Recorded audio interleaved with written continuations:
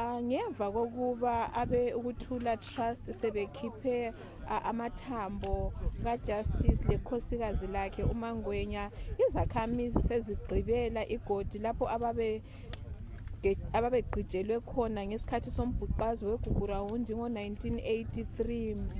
Kube lusizi ukubona izihlobo zikhanya zidabukile lapho sezibona izihlobo zabo zilakhonokho okuthiwa basuka belakho ekhaya, irediyo, i-umbrella, unkosikazi uMangwenya ethwele isikhwama sakhe ehamba lomkakhe uChuma bebhekise amabombo edolobheni lakoBulawayo bebalekela umbhuqazwe weGukurahundi lapho angasayenelisanga ukufika khona. Usizo lukhona ukuthi ngaleso sikhathi uMangwenya kubikwa wayezithwele esuka ebukhweni bakhe koChuma enkwaleni lapha eTsholotsho.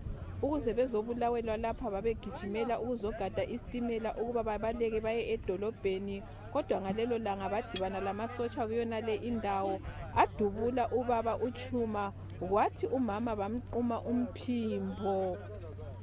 Ngimele umsakazo weStudio 7 ngilapha eTsholotsho koSipepa, ngingu-Anastasia Ndlovu.